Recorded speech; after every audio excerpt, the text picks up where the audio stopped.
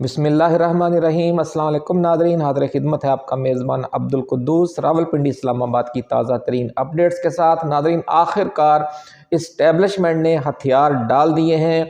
عالمی اسٹیبلشمنٹ کے دباؤ کے سامنے، اور عمران خان کی رہائی کا حتمی فیصلہ ہو گیا ہے۔ اس حوالے سے 16 جنوری کی تاریخ کیوں اہم ہے، یہ آج ہم آپ کے ساتھ شیئر کریں گے۔ پی ٹی آئی کے جو اسیران ہیں ان کی رہائی کب سے شروع ہونے جا رہی ہے، اور جوڈیشل کمیشن جو اعلیٰ سطح کا، جس میں 3 سینئر موسٹ ججز سپریم کورٹ کے شامل ہوں گے، وہ کون کون سے ایشو کو ڈیل کرے گا اور ان پر انکوائری کرے گا، تحقیقات کرے گا، یہ سارا معاملہ طے سمجھیں۔ لیکن اب آخری ویٹو کا خطرہ ہے آخر وقت تک۔ سب سے پہلے ہم نے ہی آپ کو خبر دی تھی کہ محترمہ مریم نواز شریف اور army chief general Asim Munir کے درمیان جو 4.5 گھنٹے کی آرمی چیف ہاؤس میں ملاقات ہوئی تھی راولپنڈی میں، اور اس کے بعد پھر وزیر اعظم میاں شہباز شریف، وزیر اعلیٰ مریم نواز شریف اور army chief general Asim Munir کے درمیان 2.5 گھنٹے کی ایوان وزیر اعظم میں، تو وہاں جو شمالی کوریا فارمولہ زیر غور آیا تھا اسے تاحال سپورٹ حاصل نہیں ہو سکی اسٹیبلشمنٹ کی طرف سے بھی، اور خود جو نون لیگ کے اندر سے جو میاں نواز شریف کیمپ ہے وہ اس کی شدید مخالفت کر رہا ہے۔ لیکن اس حوالے سے جو کوششیں ہیں اس پر ڈٹ جانے کی، اس حوالے سے وہ کوششیں تاحال ماند نہیں پڑیں، اگرچہ انہیں سپورٹ حاصل نہیں ہو پا رہی اس وقت تک جب ہم یہ ویڈیو ریکارڈ کر رہے ہیں۔ تو یہ جو سارا معاملہ ہے پوری ڈیٹیل کے ساتھ ہم آپ کے ساتھ آج ڈسکس کریں گے۔ عمران خان نے 2 شرائط پر فوکس کرنے کا آرڈر دے دیا ہے۔ وہ 2 شرائط کون سی ہیں، اور ان پر اور باقی ساری شرائط چھوڑ کر صرف ان 2 پر فوکس کرنے کا کیوں کہا گیا ہے، یہ بھی جو اندر کی خبر ہے وہ آج ہم آپ کے ساتھ شیئر کریں گے۔ اس کے ساتھ ساتھ ناظرین، ایک بڑی خبر یہ ہے کہ بنگلہ دیش نے پاکستان سے بیلسٹک میزائل جو ابدالی ہیں 400 کلومیٹر رینج والے، وہ خریدنے کا معاہدہ کرنے کا فیصلہ کیا ہے، اور اس حوالے سے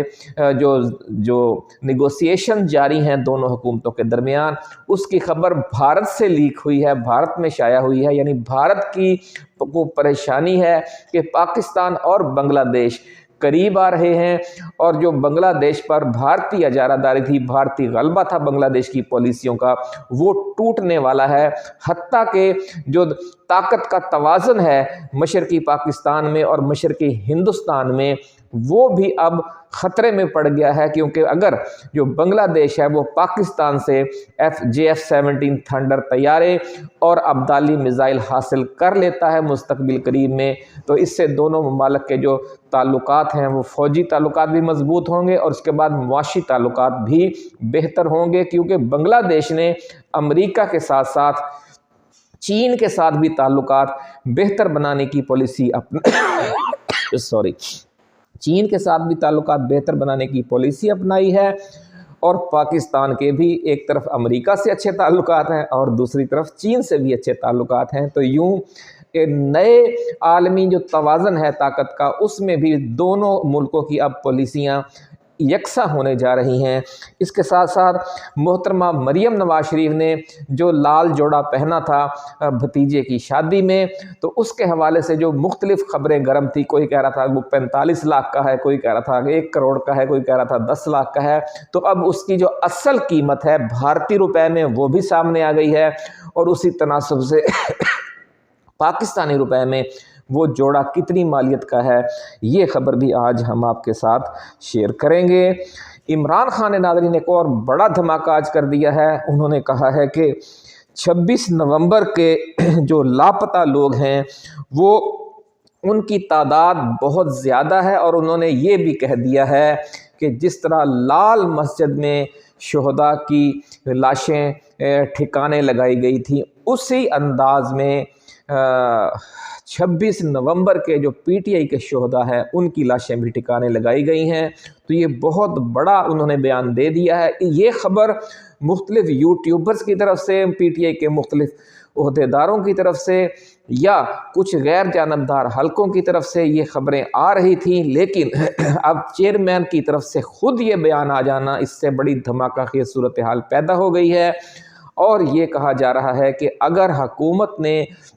جو آخری آپشن ہے ان کے پاس کہ شمالی کوریا اسٹائل، تو پھر اس ایشو کی وجہ سے یہ مذاکرات ختم ہو سکتے ہیں، ذرائع کا ایسا کہنا ہے۔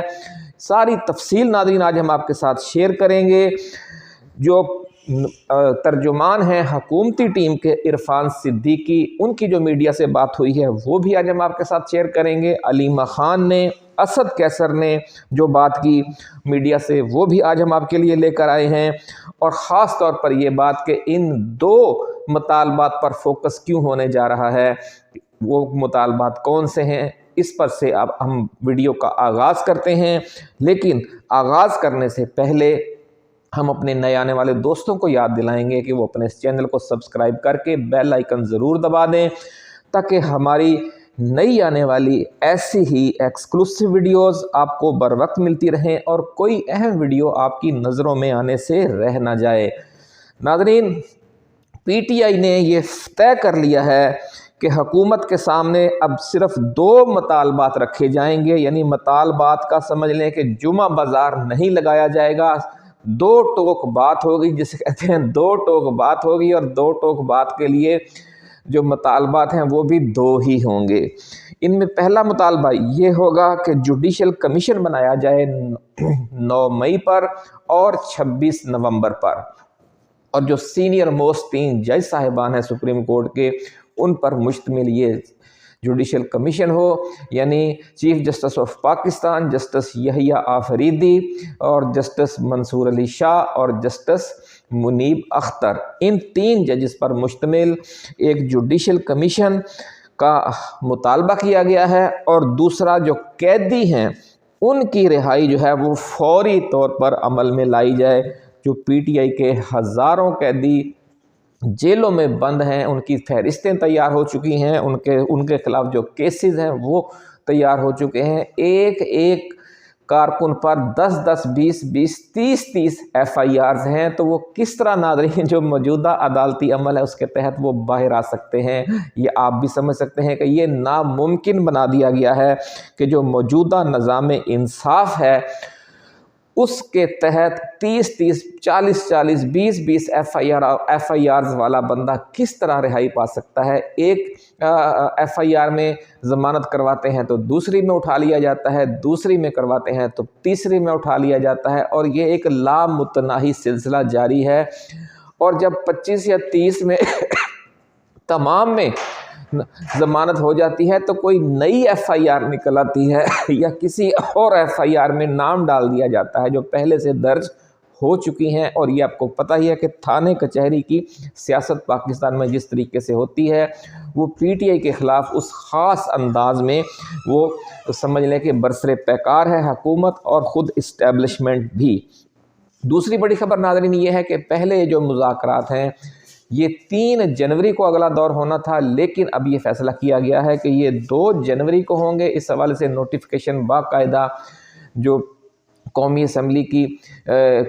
کے اسپیکر ہیں ان کے چیمبر کی طرف سے جاری کر دیا گیا ہے۔ 11 بجے دونوں جو ٹیمیں ہیں مذاکراتی وہ مذاکرات کریں گی اور جلد از جلد کسی اتفاق رائے پر پہنچنے کی کوشش کریں گی۔ اس حوالے سے ناظرین ایک اور بڑی خبر یہ ہے کہ ٹرمپ انتظامیہ کی طرف سے پاکستانی اسٹیبلشمنٹ تک جو پیغام پہنچایا گیا ہے اس میں یہ کہا گیا ہے کہ جو ٹرمپ ہیں وہ اس خواہش رکھتے ہیں کہ فوری طور پر پی ٹی آئی کے جو اسیران ہیں ان کی رہائی ہونی چاہیے، عمران خان سمیت۔ تو ناظرین جب عمران خان کی بھی رہائی ہو جائے گی اور پی ٹی آئی کے اسیران بھی انہی کے ساتھ رہا ہو جائیں گے، کیونکہ عمران خان نے یہ شرط رکھ دی ہے کہ میں تنہا رہائی قبول نہیں کروں گا یا میں نظر بندی کی طرف بھی نہیں جاؤں گا، اور میرے جو تمام کارکن ہیں، تمام لیڈرشپ ہے وہ جیلوں میں پڑی رہے، لیکن میں رہائی قبول کر لوں یا نظر بندی قبول کر کے بنی گالا شفٹ ہو جاؤں۔ تو عمران خان نے اس حوالے سے بالکل سختی سے انکار کر دیا ہے۔ اس لیے اب یہ مجبوری بن گئی ہے کہ عمران خان کے ساتھ ان کی پارٹی کی جو قیادت ہے، جو ان کے کارکنان ہیں، ان سب کی رہائی بھی لازم ہو گئی ہے۔ تو ناظرین، یہ کہا جا رہا ہے کہ چونکہ امریکی اسٹیبلشمنٹ کا شدید ترین دباؤ ہے اور عمران خان ہر صورت میں یہ چاہتے ہیں کہ ان کے کارکن پہلے رہا ہوں، تو یہ جو دباؤ ہے اب وہ بالواسطہ کارکنوں کی رہائی پر بھی سمجھ لیں اثر انداز ہو رہا ہے، اور اسٹیبلشمنٹ اب یہ فیصلہ کر چکی ہے کہ اگر انہوں نے شمالی کوریا فارمولے پر عمل درآمد کا فیصلہ نہ کیا تو پھر ٹرمپ سے چونکہ پھر ٹکرانے کا فیصلہ نہیں ہوگا، امریکی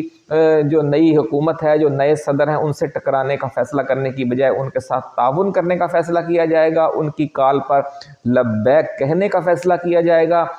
تو جس طرح پھر امریکی کہتے ہیں، اگر پہلے امریکہ سے آرڈر آیا تھا تو عمران خان کی حکومت ختم کر دی گئی تھی، تو اب جب ٹرمپ سے ٹکرانے کا فیصلہ نہ ہوا تو اس کے نتیجے میں جب پھر دوبارہ امریکہ سے رجیم چینج ریورس کا حکم آئے گا تو پھر رجیم چینج ریورس کر دیا جائے گا۔ اس حوالے سے نون لیگ کو آگاہ کر دیا گیا ہے، ایسا کہنا ہے ذرائع کا۔ جو ٹیمیں ہیں ان کی تفصیل آپ کو یاد ہوگی کہ حکومتی کمیٹی میں کون ہے اور اپوزیشن کی کمیٹی میں یعنی تحریک انصاف کی کمیٹی میں کون ہے۔ یاد دہانی کے لیے ہم سارے نام آج پھر آپ کے گوش گزار کر دیتے ہیں۔ حکومتی کمیٹی میں جو نائب وزیر اعظم ہیں اسحاق ڈار ہیں، سینیٹر عرفان صدیقی ہیں، رانا ثناء اللہ ہیں، نوید قمر ہیں، راجہ پرویز اشرف اور فاروق ستار۔ اب حکومتی کمیٹی میں 2 نئے ممبر بھی شامل کر دیے گئے ہیں، ان میں ایک اعجاز الحق ہیں اور دوسرے خالد بگسی۔ تو ناظرین، یہ کہا جا رہا ہے کہ جو اپوزیشن کی یعنی تحریک انصاف کی کمیٹی ہے اس میں اسد قیصر ہیں، حامد رضا ہیں، علامہ راجہ ناصر عباس ہیں اور وزیر اعلیٰ خیبر پختونخوا علی امین گنڈا پور ہیں، اور اب اعجاز چودھری کا نام لیا جا رہا ہے۔ پہلے حامد خان کا نام تھا ایڈوکیٹ کا، لیکن اب جب یہ ملاقات کرے گی 2 تاریخ کو تو اسی وقت سامنے آئے گی بات کہ کون اس کمیٹی میں شامل ہے۔ ہو سکتا ہے معمولی تبدیلی ہو جائے، ایسا کہنا ہے ذرائع کا۔ لیکن اب جو نئے 2 نام حکومت کی طرف سے شامل کیے گئے ہیں وہ یہ کہا جا رہا ہے کہ چونکہ پہلے کمیٹی میں اسٹیبلشمنٹ کی نمائندگی حکومت کی طرف سے نہیں تھی، کیونکہ حکومت کی کمیٹی میں وزیر داخلہ کی موجودگی کا امکان تھا، لیکن جو اسٹیبلشمنٹ کی نمائندگی کرتے ہیں یا فیصل واوڈا کا نام لیا جا رہا تھا، چونکہ یہ دونوں نہیں آئے، نہ محسن نقوی آئے نہ فیصل واوڈا آئے، تو اس لیے یہ کہا جا رہا تھا کہ اب جو اسٹیبلشمنٹ ہے اس کی نمائندگی حکومتی کمیٹی میں نہیں ہے۔ اب جو اعجاز الحق اور خالد مگسی کی شمولیت ہے وہ یہ کہا جا رہا ہے کہ اب اسٹیبلشمنٹ بھی آن بورڈ ہوگی، جو 2 تاریخ سے یہ مذاکرات شروع ہوں گے، اور اسٹیبلشمنٹ ہاں کر چکی ہے۔ فی الحال اسٹیبلشمنٹ نے ہاں کر دی ہے، یعنی انکار نہیں کیا ہے، ہاں بھی نہیں کی ہے لیکن انکار بھی نہیں کیا ہے کہ جو ٹرمپ انتظامیہ کی طرف سے، جو ٹرمپ ٹیم ہے اس کی طرف سے جو میسج آیا تھا کہ ہمیں عمران خان اور پی ٹی آئی کارکنوں کی رہائی بھی چاہیے اور ان کے جمہوری اور آئینی حقوق کا تحفظ بھی چاہیے۔ تو اس لیے ناظرین، صورتحال یہ ہے کہ مذاکرات میں بھی ٹیم اپنے بندے اب اسٹیبلشمنٹ نے شامل کروا دیے ہیں، اور تاحال شمالی کوریا ماڈل کی طرف جانے کا فیصلہ نہیں ہوا۔ ذرائع کا یہ کہنا ہے کہ 15 اور 16 جنوری کو اس حوالے سے حتمی فیصلہ کیا جائے گا کہ یہ اونٹ کس کروٹ بٹھایا جانا ہے۔ اگر قربانی دینے کا فیصلہ ہو گیا نون لیگ کی حکومت کا اور پیپلز پارٹی کی حکومت کا، تو پھر ٹرمپ انتظامیہ کے ساتھ اسٹیبلشمنٹ کبھی بھی اپنے تعلقات خراب کرنا پسند نہیں کرے گی، کیونکہ اگلے 4 سال ٹرمپ کے ساتھ ہی گزارا کرنا ہے پاکستانی اسٹیبلشمنٹ نے۔ تو جو دفتر خارجہ ہے اس کو محکمہ خارجہ کے ساتھ مل کر چلنا پڑتا ہے، جو جی ایچ کیو ہے اسے پینٹاگون کے ساتھ مل کر چلنا پڑتا ہے، اور جو آئی ایس آئی ہے اسے سی آئی اے کے ساتھ مل کر چلنا پڑتا ہے۔ تو اگر یہ فیصلہ کر لیا گیا کہ ہم نے کسی بھی صورت میں امریکہ کے ساتھ تنازع میں نہیں پڑنا، تو پھر قربانی دینا لازم ہو جائے گا۔ یہ پاکستان کی روایت رہی ہے کہ امریکہ کو پاکستان نے کبھی نو نہیں کہا، یہ صرف واحد عمران خان تھا جس نے ایبسولیوٹلی ناٹ کہا اور پھر اس کا نتیجہ بھی بھگتا۔ تو اگر یہ ایبسولیوٹلی ناٹ کہتے ہیں کہ عمران خان کی رہائی کا وہاں سے آرڈر آئے اور یہ ایبسولیوٹلی ناٹ کہہ دیں تو اس کا نتیجہ پھر آپ سمجھتے ہیں کہ پاکستان میں پھر کس طرح کی صورتحال پیدا ہو سکتی ہے۔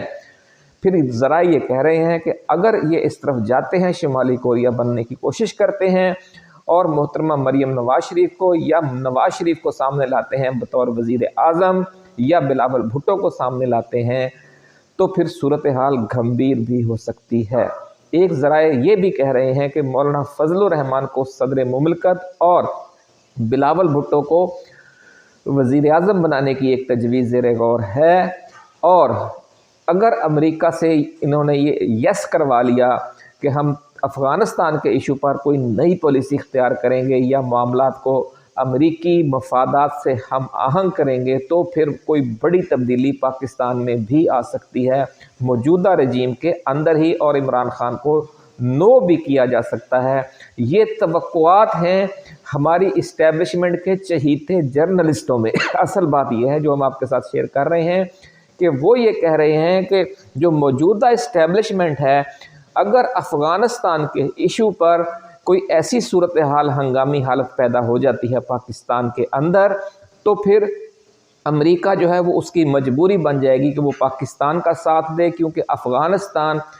کو جو دہشت گردوں کی لسٹ سے نکال دیا ہے صدر پیوٹن نے، اور چین کے ساتھ بھی افغانستان کے بہت اچھے تعلقات ہو چکے ہیں، ایران کے ساتھ بھی اچھے تعلقات ہیں۔ اگر جو